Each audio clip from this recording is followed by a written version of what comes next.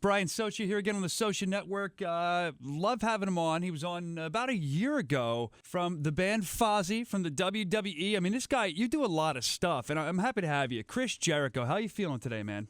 I'm doing good, man. How you doing? I'm doing great. I'm excited. You're going to be coming to town here at Philly, Xfinity Live with Buckcherry, a very super energetic band. Saturday, May 31st. Doors open at 7 o'clock, and you're going to be taking the stage right around 8:30. It's only $10 in advance, $20 at the door. So to see these two great bands, I mean, it's a bargain. XfinityLive.com. You're coming to Philly guns a-blazing, Jericho, I'd bet, right? Yeah, we're excited, man. We've been doing this for a while now, especially in the States over the last couple of years. We've done a lot of touring, but I don't think we've ever played Philadelphia yet. And it's about time, man. We get a lot of people asking, when are you coming to Philly? When are you coming to Philly? I mean, we've been pretty much everywhere else countless times, but it's never really took us to Philadelphia, which is one of my favorite cities. Great Chris Jericho city. So we're excited, man. Like I said, it's a great bill with Buckcherry. A lot of energy, a lot of excitement, good time, good feeling. You actually have fun at our show, which is almost a dirty word in rock and roll sometimes. But we're excited to be bringing that to Philly. As music's progressed, not all, but sometimes I think people are almost, it's like nerdy to have fun. People are afraid to have fun. That drives me crazy. And you're opening for Buckcherry. They're very energetic. Yeah, and so are we. And we toured together in Australia back in December, and it was the first time we'd ever met them and ever played together. And it was a great mix, a really good connection, a really good package for the fans. Like you said, I mean, I don't know when that happened where it was kind of a dirty word to have fun at a rock show, but we pattern ourselves, consider ourselves like Van Halen in 1979. It's not the style of music we played per se, but everybody was on stage having a good time, having fun, and that kind of rubbed off on the audience. And I mean, like you said, there's nothing wrong with that, and it's been a really good mix. We've been touring with Buckcherry for the last month. Crowds have been great. The shows have been great. The reactions have been great. And that's what you want. I mean, summertime is coming, man. Leave your cares and your blues behind. Come hang out and hear some good music, and drink some beer and look at some hot chicks. And what do you want? That's the way to do it, man. That's what it should be all about. It's That's all about right. having fun on stage. It shines through. I mean, I've seen you guys, what you do, and it definitely shines through. It just seems like you're jamming out, and people happen to be watching, but you're performing for them. And I feel like your voice, and maybe the band to an extent, I feel like you have, and I mean this complimentary, I feel like you have a little bit of an Ozzy kind of sound with what you do. Would you agree with that? It's funny because I never really tried to have that, but there's definitely, that now that people have been pointing out, especially with our new song, Lights Go Out, there is a little bit of That's where I heard it. That's what I thought when I heard that song. Yeah, a little bit of an Ozzy vibe to it, at least vocally. And, I mean, if you're going to be compared to somebody, I'll take it because it's one of my favorite singers of all time and one of the greatest rock singers ever. But yeah, I mean, I don't hear, I mean, some people say it sounds a little like Zombie or Ozzy or Nine Inch Nails or Muse or this, that, and the other thing. But to me, when I hear Lights Go Out, I just hear a great rock and roll song. And it's sleek, it's sexy, it's dark. And people are digging it right off the bat. It's been a real game changer for us. And it's only been out for 2-3 weeks now. But the word is getting out. It's one of those songs, too, whenever you play it, the people that know it go extra crazy. And the people that don't, it's very easy to get into. So, like I said, so far it's been the song of the summer for us. Hopefully for everybody else too. Right, but that's important too. If you're not as familiar with the band as you should be, and you hear that song, you've never heard it, and boom, it clicks in for you. To me, as a fan of music, that's how I find that I enjoy music the most. You just click into that song, you feel it, and you guys are good at doing that too. And if you're going to be compared to anybody, like you said, Ozzy, I mean, other than David Lee Roth, that'd be the guy, because I know you like DLR too. I'm a big fan of him as well. When you're talking about a frontman, obviously, David Lee Roth and Paul Stanley, those have always been my favorites. And even when I first started wrestling, I wanted to be the David Lee Roth or the Paul Stanley of wrestling, take those characteristics of the ultimate frontman and kind of take that into the ring. And then when we started Fozzy, just took the same characteristics that I was using, that I took from music, and take it back into music. So, we take great pride in the reputation we built for ourselves as a great live band, because we don't have pyro going off the back of the drum rides. We don't have dragons flying down from the ceilings. We are the show. And like I said, we take a lot of pride in that, and it's always cool to see, a lot of people have never seen Fozzy, especially when you're touring with Buckcherry, because it's basically, it's their show. A lot of our fans come, but there's a lot of fans that have never seen us, but there's nothing more gratifying than seeing people who have never heard you before or never heard your music specifically, bobbing their heads up and down, jumping up and down, chanting Fozzy. I mean, our name is the perfect name to chant, which is something really cool about it. And every show, the Fozzy chants just kind of are deafening because people can join in whether they know who the hell we are or not. That's all that matters. So anything you can do to get the recognition of people getting familiar with your band, it's going to help. And like I said, especially our reputation precedes us as a band that we have a great time playing on stage, and that kind of rubs off from the crowd as well. So all of those things are working to our advantage now, especially over the last 3 or 4 years when we've been putting all of our efforts and all of our priorities into Fozzy. And the band has been growing just out of control quickly, and it's been really cool to see that. No, man, you can see it. Like I say, as a fan of what you're doing, I'm watching it grow. It's very cool to just enjoy it alongside the ride, watching you guys do what you do. You brought something up a couple seconds ago. You said how you don't have the pyro and everything going off. This is just a question that I've always wondered on so many different aspects. When you're in the world of wrestling, you have your entrance and you have everything going on. So with your entrance, how much of that ballyhoo, for lack of a better term, fireworks, I'm not saying just the theme song, I'm saying everything, how much of that do you have control over? How much do they listen to you when you come up with that? And do you have more control, I guess, since it's your own band doing the thing as Fozzy? Like, you don't want to upstage the top act, I would guess, but... Well, I mean, when you're talking about, you do want to upstage the top act. I mean, that's the idea. I mean, I think it's one of the reasons why Buckcherry likes touring with us is we give them a run for their money. And when we're finished playing, we leave everything on stage, drenched in sweat, and the audiences as well. And, when you're a headlining band, you like having an opening band that can do that. We played a couple shows with a band called Heaven's Basement from the UK earlier this month. They were one of those type of bands that you watch them play and you're like, wow, we gotta step it up tonight because these guys are a great band. And that's what you want, and obviously, I think if you're talking about production and effects and stuff like that, if you're doing an arena tour, you're probably not going to have more pyro than the headlining band. But nobody can ever stop a band's energy and a band's attitude and the vibe that a band gives and delivers when they're playing. In the WWE, as far as entrances and stuff, you can't really come in there and say, I want double pyro, double concussion bomb, like I have. Because those cost money, and if the company doesn't want to spend that money, you can say what you want. They're not going to do it. So there's a whole creative team that comes up with the different ideas for the different entrances, and you always have input. But as far as whoever makes the final decision, that's always in the brain trust of the WWE itself. With Fozzy, when we get to the level of playing arenas, then we'll decide what kind of a stage show we want to do. But I would like to have some pyro and stuff like that, but like I said, Van Halen in 1979, there was a bunch of amps, there was some lights, and there was David Lee Roth and Eddie Van Halen. That's all you pretty much need.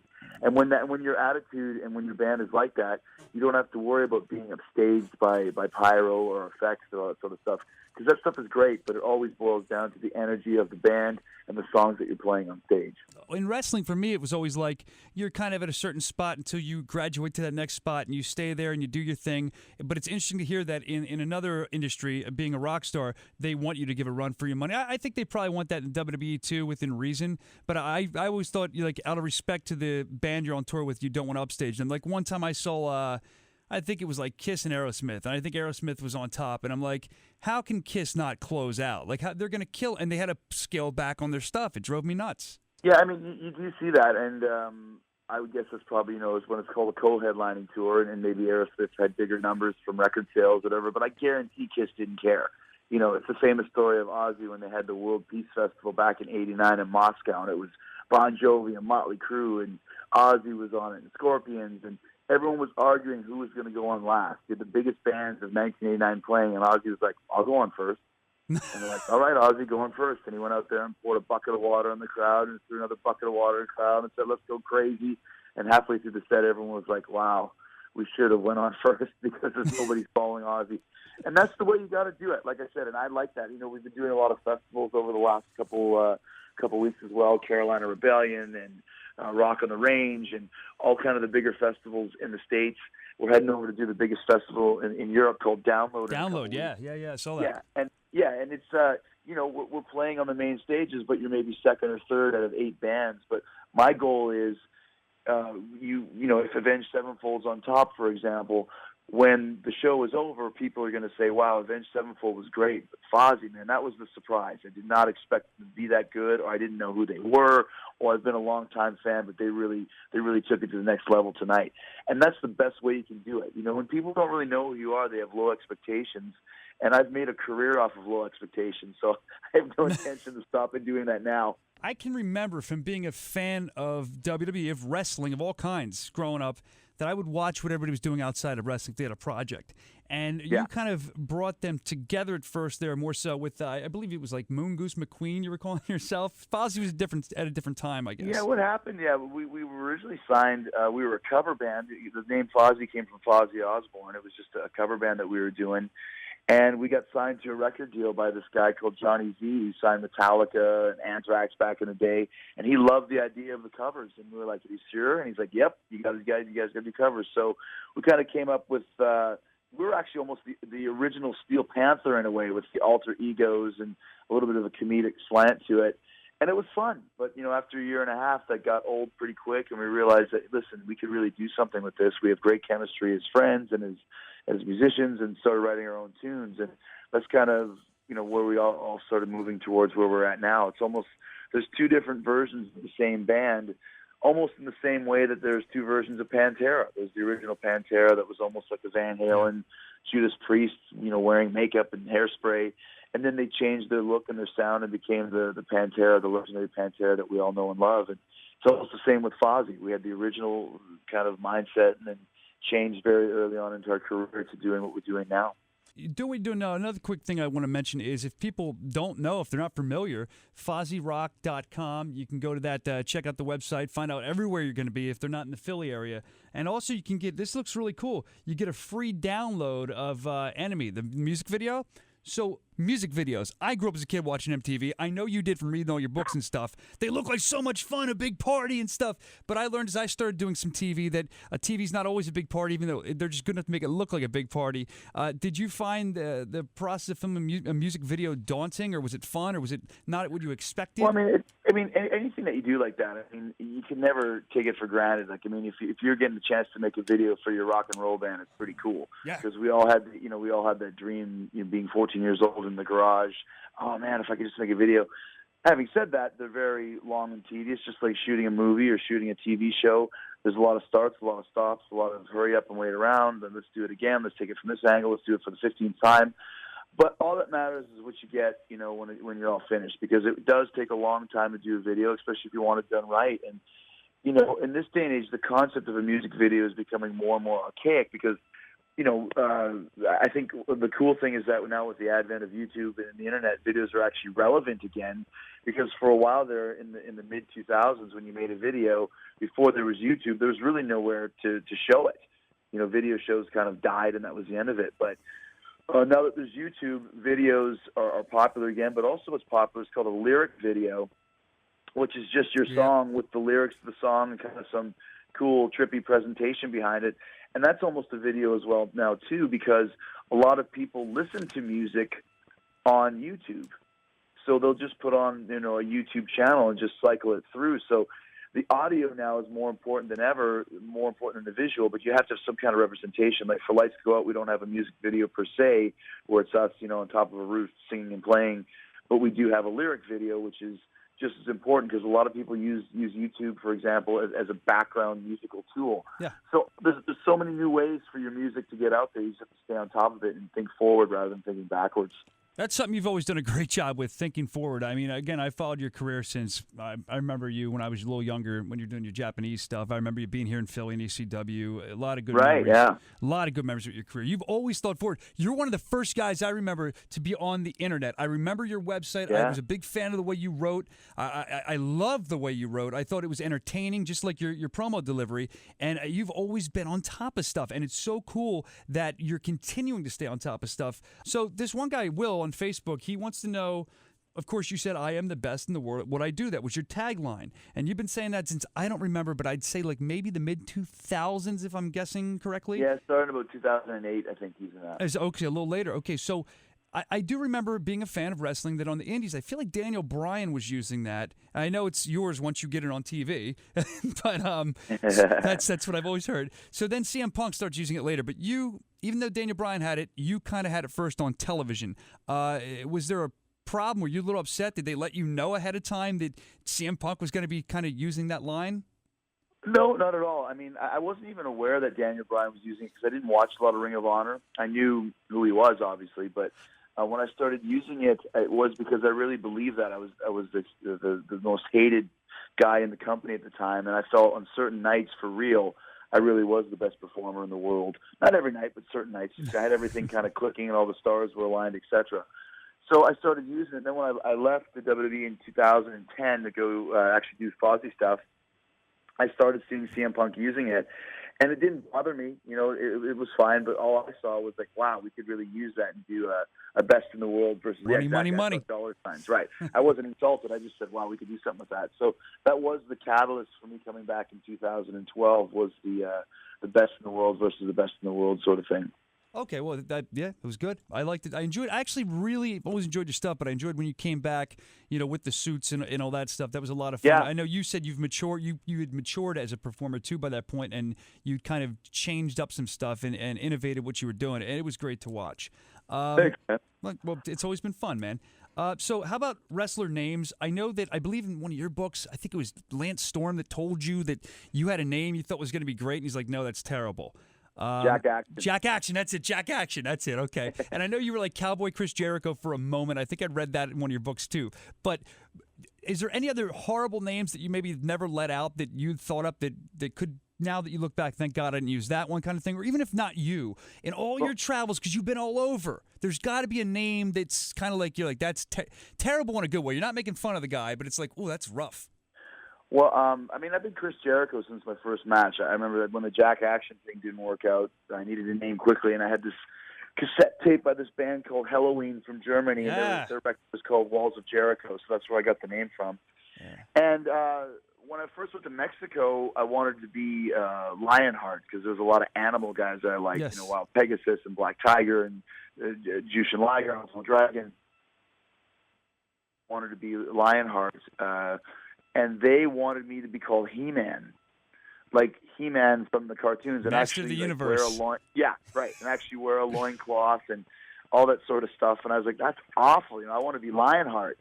And they had me on this show, and this is like in Mexico. This was in Monterrey, Mexico. It was a talk show where the people would call in and vote for my name. Yeah. And I was like, is this going to be like, you're just going to call me Lionheart no matter what? They're like, no, whatever the people vote will be your name. And I was like, seriously? Like, this is wrestling. We can do what we want. They're like, nope, we're doing this. So they had the vote, and the three choices were Lionheart, He-Man, and the other one was Chris Power. For some reason, they like Jimmy that. Powers. Yeah. So we got the votes in, and it ended up being like, Lionheart won, and they threw the little piece of paper with the votes on it, and I picked up and read it, and it was Lionheart had like 41 votes, He-Man had 39 votes, and Chris Power had 15 votes. And I was like, first of all, how can there be 15 people that thought that Chris Power was a cool name? And second of all, did only 95 people watch this show? That's what I was only thinking. Got 95 votes? Like, this is not looking good for me. But yeah, so had those two people gone the other way, you might be talking to He-Man right now instead of Chris Jericho. I know they say the talent, cream of the crop rises to the top, or or maybe I could be talking to just dead air right now if they slapped that one on you. That would have been rough. You could have made it work. All right, last question, then I'll let you go, my man. This is something, and I want to do it with respect because I don't want to offend. I think you're one of the best guys I can ask it to. You seem to be a guy that has some old school mentalities. You came up in that era, and then you're one of the last of a dying breed. Like, there's not many of you left that got to tour around and do your thing and then come to WWE. Right. And I know, like, an old school mentality in wrestling doesn't like certain things, and the younger guys might not like them, but they understand them, or some of them just like them. What I'm getting at here is wrestling terminology. Now, I know you're doing your podcast, and there's a time and a place for that. Wrestling terminology, you'll come out with it while you're having conversations with your friends on there. I've noticed now with the WWE Network, guys are flying a little more freely with wrestling terminology. I never want to be offensive. I never use it in my interviews or anything like that. Is it offensive to you as a performer when outsiders use the insider quote-unquote terminology? I feel with the internet, everybody just throws it around like it's nothing. Yeah, I mean, in a way, it does bother me because I think a lot of times, like especially fans, they'll read something online and think because they read it, they really understand what it means. when even though you know the word, you don't really know exactly what it means. You know what I mean? But if people are throwing it around kind of carelessly without respect, that bothers me. But if you started saying like kayfabe or something like that, I wouldn't have any issue because you're obviously educated, respectful. But there's other people that wouldn't be that way. You know what I mean? So I guess it all depends on how it's used and who it's used with. And I'm sure it's the same, with music, or if someone goes up to Slash and goes, "Hey Saul Hudson, hi Saul," it's like, all right, dude, you know my real name, like hi Chris Irvin, like, great, get lost. You know how to Google, great, now F off. So, I mean, it all depends on what context it's used in. Okay. Just because someone uses an insider term, and there's guys in the business that I don't like hearing using insider terms because they don't really know. Or you could have really respectful fans who use it, or analysts or journalists. And it all depends, I guess, on what context it's used in. In this day and age, everyone knows that wrestling is show business. You know what I mean? And then that's the way it is. But so is a movie or TV. And when we're watching Breaking Bad, we know that there's no such thing as Walter White, but it's still the greatest story that you've ever seen, with an amazing, great performances, great action, great written storylines, a great finish, and that's what wrestling is. We know that we're not really getting, in some cases you do, but you do, yeah. The idea is not to get hurt the same way that we know that, Walter White really didn't die at the end of Breaking Bad, but still you get involved in it, you get into it, and that's what show business is. Definitely. That's I think that's the sticky ground I was talking about, whereas you watch something on TV or a movie and you understand that it's a story. Wrestling is a story, but has a lot of realism to it in a way. Yeah, and it's the same when you're on stage, as a musician. The more you get into it, and the more you become it, the more people enjoy it. And we've got the beginning of our conversation talking about, being an energetic band and an entertaining band. That's because you have to be it. You can't just stare at your shoes and expect people to go nuts. Like if you're encompassing that and dropping into it and being an entertainer and really believing what you're singing, really believing what you're doing, people can smell that a mile away. People can smell something fake, whether it's music or wrestling or a TV show or whatever. But when it's something people can buy into and know that if I believe in this, it's not going to let me down, you're always going to have great fans. You're always going to have longevity in show business. Yeah, sure. And you've become a master at the drop-in, man, from wrestling or whatever. I mean, I always thought about you when I'm in my very early 30s, so I grew up right at the bulk of when your career was starting to take off, happen. I was a young kid watching, and I always thought you did a great job of what my friends and I know you had your things with your friends where you would try to get the picture really quick. We used to joke around with this thing called the wrestler rule, and I guess it could appeal, and I'll leave you with this, I guess it could appeal to being a rock star as well. That's why you're so good at both of them. The wrestler rule, we'll call it the rock star rule now, where basically you can wear anything. You can wear something that if you walk down the street and I wore it, I'd look like a fool. You wear it walking down the street, you make it work. It could be the most ridiculous fanny pack. They look cool on wrestlers, I think. It could, or rock stars. You guys can wear whatever you want, and it works, the wrestler rule. And I think you're a walking, talking proof of that because you just have this it factor, this thing about you where you make it work. Well, once again, it's all confidence. And I don't know if it's the wrestler rule. I'd say it's the show business rule. Like, some of the stuff I wore is because I would see Paul Stanley wearing something even worse, like in 1986, but he pulled it off. Because he's cool. Stanley. Yeah. Cool. He's Paul Stanley, so anything, it's cool because he wears it. And it's the same with me. Even when I started with the lighted jackets, no one had ever done that before. And I'm like, are people going to think this is stupid? Are people going to laugh at this? Never mind how expensive it is. But I'm like, you know what? I bet you Kiss in 1977, when they came up with the, Destroyer costumes, it cost them thousands and thousands of dollars. And they're probably wondering, are people going to think this is dumb? But when you're doing something for the first time, you don't care what people think. When you're the first guy to ever be a wrestler and be in a rock and roll band, I stopped caring what people thought about me a long time ago, because if I did care, I would never have done anything. I'd still be sitting in my basement in Winnipeg, Manitoba, Canada, wondering what if.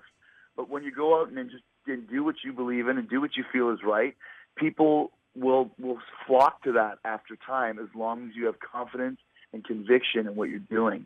So I can wear a lighted jacket and know that it's going to be cool. Why? Because I'm wearing it. And that's just the way it is. There's nobody else in the world that can get away with it, because no one else in the world would be dumb enough to try it. But I was, and I did. So there you go. Dude, that's actually some great advice for anybody listening right there. I'm not just saying that because it's a nice way to tie the interview up. I really believe that's great advice. It's simple, yet most people don't adhere to that advice. So Chris Jericho, his band Fozzy, their band, they're all together. I don't want to single anybody out. They're going to be at Xfinity Live, Philly, right here in Philly. It's going to be awesome. Saturday, May 31st, of course, with Buckcherry. Doors open at 7 o'clock, and XfinityLive.com. Tickets are like a steal for a good rock show. This is how it used to be back in the day before they overcharged. $10 in advance, $20 at the door. And it's just going to be great. FozzyRocks.com for more. Also on Twitter at I am Jericho, not that imposter that you finally had kicked off at LM Jericho. That guy was killing me. Was that hilarious? I'm glad because if you a lowercase L looks exactly like a capital I. Yeah. So it was I am Jericho, and he was LM Jericho. And I was like, that's actually pretty clever. Now go away. You must be destroyed. Yeah, what a moron. You got the best of them, though. All right, so at I am Jericho, make sure you tweet him. And check out FozzyRock.com, too, for the new video. Keep everything that's going on up to date. And, I'm not going to ask you when because I know you can't tell us, but I hope to see you back in the ring soon. But get the rock and roll stuff going on this summer. It's a time to do it, like you said. Thank you so much for joining us, Chris. Hey, I appreciate it, man. I really enjoyed it. We'll see you on Saturday. It's going to be a good time, man. Thanks. Thanks, dude.